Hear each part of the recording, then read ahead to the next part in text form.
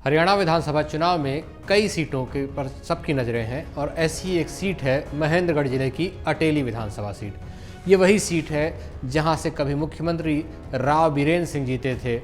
वो मुख्यमंत्री जो कि पहले ही चुनाव के बाद बागी हुए और बगावत करके मुख्यमंत्री बने और मुख्यमंत्री बनने के बाद चंद महीनों में सरकार भी चली गई। अब उन्हीं के वंश से आने वाली आरती राव यहाँ से उतरी हैं। आरती केंद्रीय मंत्री राव इंद्रजीत की बेटी हैं और राव इंद्रजीत उन्हीं बीरेंद्र सिंह के बेटे हैं। हमारी खास पेशकश सीट का समीकरण में आज इसी अटेली सीट की बात करेंगे इसके चुनावी इतिहास की, यहाँ से जीते उम्मीदवारों की, पिछले चुनाव में यहाँ क्या हुआ था ये भी जानेंगे और इस बार कैसे समीकरण हैं यह भी हम आपको बताएंगे। आइए जान लेते हैं अटेली सीट के थोड़े से इतिहास को। साल 1966 वो साल जब हरियाणा का गठन हुआ और एक साल बाद 1967 में जब चुनाव हुए तो यहाँ पर अटेली सीट जो थी वहाँ से एन सिंह उनको जीत मिली थी। कांग्रेस के उम्मीदवार एन सिंह ने निर्दलीय आर जीवन को करीब 967 वोटों से बेहद करीबी मुकाबले में हराया था।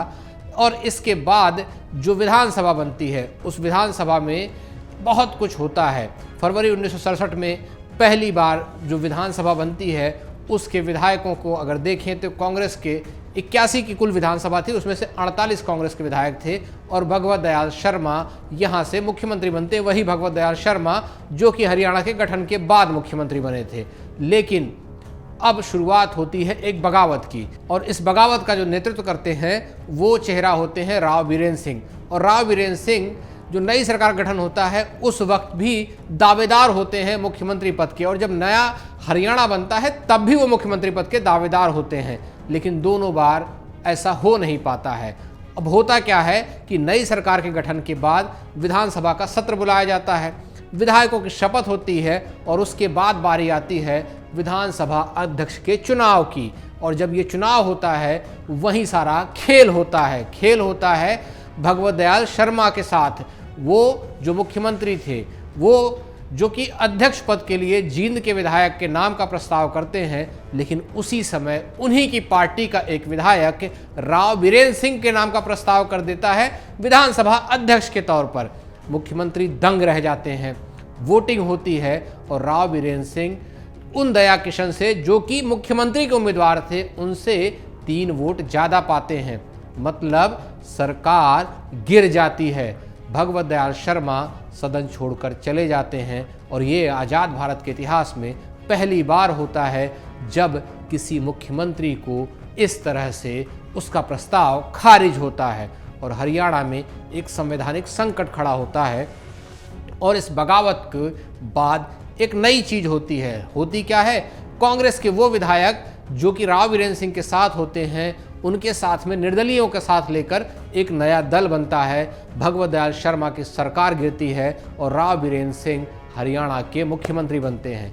लेकिन ये राव बीरेंद्र सिंह जब मुख्यमंत्री बनते हैं तो विधायकों का जो दल बदल होता है वो उसके बाद भी जारी रहता है और लगातार विधायकों के दल बदल के बीच 9 महीने बाद ही राव बीरेंद्र सिंह की सरकार को राज्यपाल यह कहकर विधानसभा भंग कर देते हैं कि ये जो बार बार की विधायकों की दल बदल है उससे यह तय कर पाना बड़ा मुश्किल है कि सरकार जो है वो बहुमत में है या नहीं है। नए सिरे से चुनाव होते हैं। 1968 का जब चुनाव होता है तो इस चुनाव में वो चेहरा जो बगावत का चेहरा बना था, वो चेहरा जिसने कांग्रेस से अलग होकर एक नया दल बनाया था, वो अटेली से चुनाव लड़ता है। अटेली के साथ साथ एक और सीट से चुनाव लड़ता है और दोनों सीट पर वो चेहरा जीतता है। राव बीरेंद्र सिंह वो जिनके बेटे राव इंद्रजीत सिंह इस वक्त केंद्र सरकार में मंत्री हैं, वो हरियाणा के, अगर इनके परिवार की बात करें तो राव बीरेंद्र सिंह का जो ताल्लुक है हरियाणा के रेवाड़ी के शाही यदुवंशी अहीर परिवार से आता है। उनका परिवार राजा राव तुलाराम सिंह का वंशज है जिनके कि 1857 के विद्रोह में एक बहुत बड़ी भूमिका उनकी भी थी। और इस चुनाव में जब 1968 का जो चुनाव होता है तो अटेली से लड़ते हैं चुनाव राव बीरेंद्र सिंह और उसके साथ में जटुसाना से भी लड़ते हैं और दोनों जगह उन्हें जीत मिलती है। 1977 में जब राव बीरेंद्र सिंह के बेटे राव इंद्रजीत सिंह चुनाव में एंट्री करते हैं, चुनावी राजनीति में उतरते हैं, तो वो अपना पहला चुनाव जुटसाना से ही लड़कर जीतते हैं। और उसके बाद उनके भाई मतलब राव इंद्रजीत सिंह के भाई राव यादवेंद्र सिंह जब 2005 में आते हैं चुनावी राजनीति में तो वो भी जुटसाना से ही पहली बार विधायक बनते हैं। हालांकि 2008 के परिसीमन के बाद जुटसाना सीट खत्म हो जाती है और 2009 में जब विधानसभा चुनाव होते हैं तो राव यादवेंद्र सिंह कोसली से जीतकर विधानसभा पहुंचते हैं।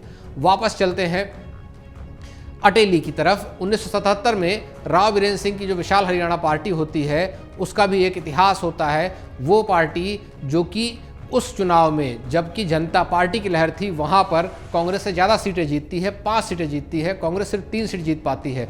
उसके बाद इंदिरा राव वीरेंद्र सिंह के पास जाती हैं, उनको मनाती हैं। करीब 10 साल के बाद एक बार फिर राव वीरेंद्र सिंह कांग्रेस में आ जाते हैं, पार्टी का कांग्रेस में विलय कर लेते हैं। वापस अटेली चलते हैं 1972 के चुनाव में। इस चुनाव में विशाल हरियाणा पार्टी यानी राव वीरेंद्र सिंह की पार्टी के उम्मीदवार बंशी सिंह यहाँ से जीतते हैं। वो कांग्रेस के नारी डेढ़ सिंह को 4636 वोट से हराते हैं।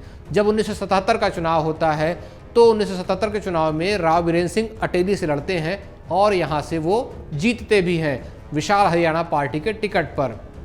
और इसी चुनाव में उनके बेटे जुटसाना से जीतते हैं और उनकी पार्टी यहाँ कुल 5 सीटें जीतती है। लेकिन 1980 में अटेली में उपचुनाव की नौबत आती है। कारण होता है 78 में जब पार्टी का विलय करते हैं राव वीरेंद्र सिंह तो उसके बाद इंदिरा उन्हें अपने साथ लेकर आती हैं और 80 में जीत के बाद उन्हें कृषि मंत्री भी बनाती हैं। और उसके बाद उपचुनाव होता है और वहाँ से कांग्रेस का उम्मीदवार को जीत मिलती है।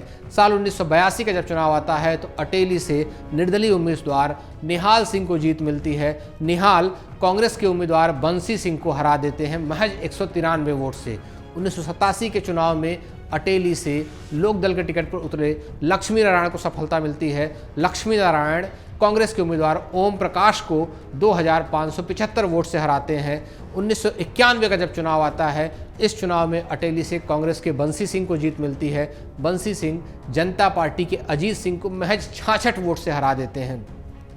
1991 के चुनाव के बाद 1996 का चुनाव आता है और यहाँ से कांग्रेस के उम्मीदवार होते हैं नरेंद्र सिंह और वो जीतते हैं।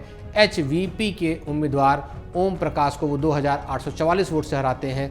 1996 के बाद 2000 के चुनाव में कांग्रेस के टिकट पर उतरते हैं नरेंद्र सिंह और इंडियन नेशनल लोकदल के उम्मीदवार संतोष सिंह को वो 334 वोटों से बेहद मामूली अंतरों से कई जीत हार हुई है अटेली में।